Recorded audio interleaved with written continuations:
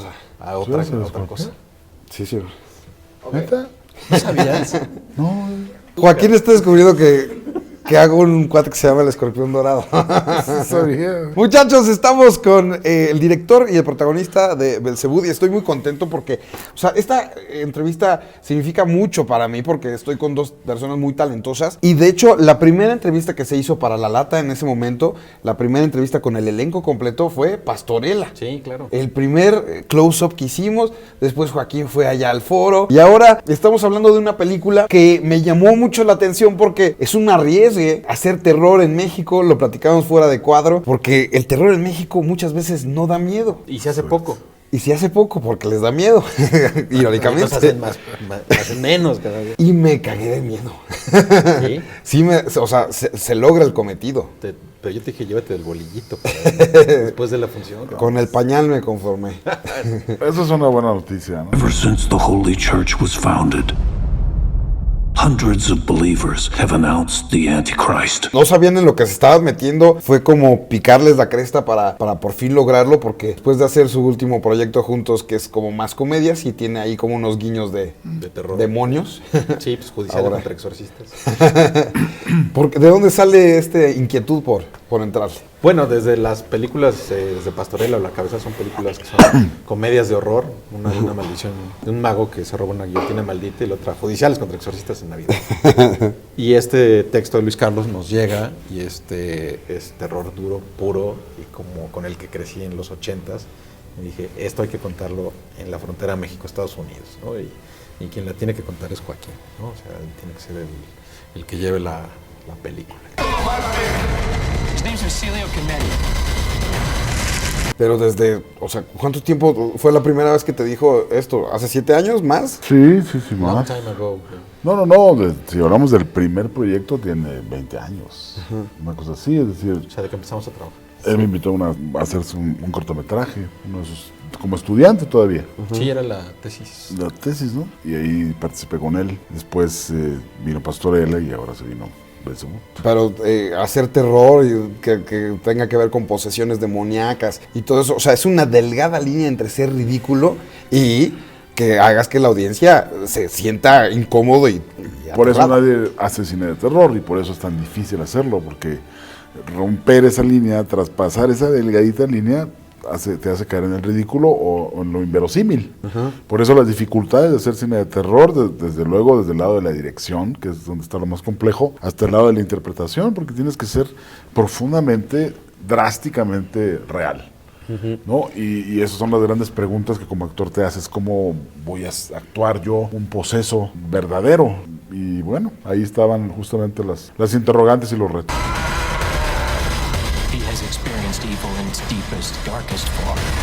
¿Alguna vez tuvieron como contacto con este tipo de cosas que, o sea, con el mundo sobrenatural, exorcismos, posesiones, que les haya metido como esa espinita para interpretar a un personaje así, una historia así y llevarla a la pantalla? Pues yo creo que todos, creciendo en México, es un país muy católico, muy guadalupano, muy arraigado en mitos, miedos, leyendas, que pues, la gente se sabe y las trae ahí en el código genético. Y de repente pues la película Belzebú está muy sustentada en estos episodios apócrifos de la Biblia o en leyendas como la leyenda salomónica, el rey Salomón que invoca unos demonios para liberar un poseso y termina construyendo un templo, y que en eso está basado mucho de la brujería medieval y hasta la actual. Entonces, pero son cosas que rodean mucho el imaginario del mexicano católico, ¿no? De hecho, hay una frase ahí en la película que dice hasta los ateos son creyentes, es decir, puedes ser ateo, pero en México pues, hay un grado de superstición o de devoción altísimo, ¿no? Y eso hace que la película pues sea muy mexicana, ¿no? Y que funcione y que todo el tiempo esté jugando con estos códigos e imágenes que traemos.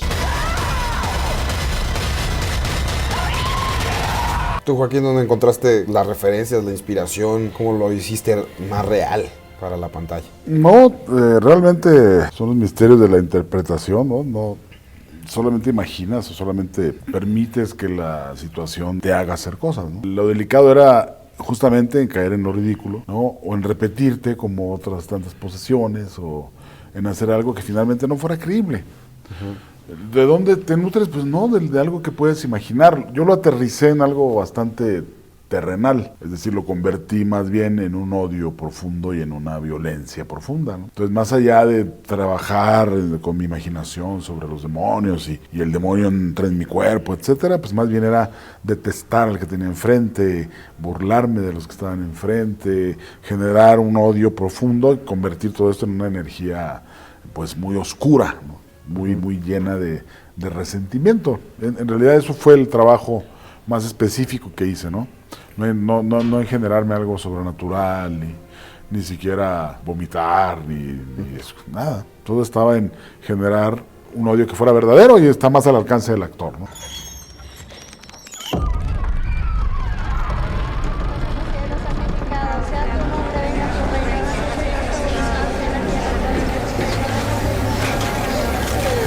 Y es una gama de sentimientos y de interpretaciones actorales que manejas muy, muy padre, ¿no? Y supongo que tú, de tanta relación que tienes con él de trabajo, con Joaquín, pues sabías que te podía dar un tipo, pues sí, una figura de autoridad que ha interpretado muchas veces, ¿no? Una figura con mucha personalidad, pero también un tipo muy frágil y también un tipo tan violento, basado en el odio, no solamente en la gandallez, sino en el odio profundo, ¿no? Sí, el rango actoral de Joaquín y la sensibilidad que tiene volcada en el personaje hace que generes una empatía muy rápido con Emanuel Ritter y seas partícipe de un poco de su dolor, y entonces entres igual de frágil a esta aventura que lo va metiendo en un rollo sobrenatural. Y digamos que en términos de sugestión, pues el espectador en los primeros 5 minutos de la película ya está blandito, ya está suavecito, sí, bueno. Y se empieza a sugestionar. Que hay unas escenas terribles que echas, o sea, a veces necesitan muchos huevos para hacer eso, ¿no? Sí.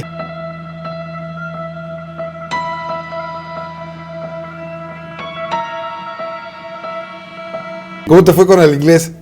Muy bien, sí se me entiende, ¿no? Obviamente. Ya has hecho varios proyectos por allá además, pero pues no sé, como que aquí había más complejidad en los diálogos, siento, ¿no? Sí, más extensos. Sí, he hecho películas en inglés, generalmente con poco diálogo o un diálogo entre español, inglés, etcétera. Pero aquí lo sustancial es que no tenía que preocuparme por un buen inglés, en realidad era un hombre como yo, un mexicano en una frontera que tiene que hablar con un americano de la mejor manera posible, con el inglés que tiene a su alcance. Entonces, tu vida. Tal cual, o sea, era yo. Porque tú creciste en la frontera, básicamente. Sí, Juárez, Juaritos Rules. Este es Tijuana, ¿cierto? Es Mexicali, filmamos en Mexicali, que es uno de los, creo que después del Sahara es el segundo lugar más caluroso, pero también es de los lugares más bonitos del planeta. Sí, está bueno. Y hay muchas referencias culturales también. Sí, el resto, la comida china, exacto, los túneles, nada, son cosas que la misma frontera nos iba dando y que podíamos adaptar en la historia. Perfecto, pues muchas gracias, muchachos. Esperemos que le vaya increíble a la película para que se siga haciendo este tipo de historias. De entrada, a mí ya me ganaron en esta. Muchas gracias. Gracias, Emilio. Gracias, Joaquín. Gracias a ti. Nos vemos en el cine, bye. Hecho.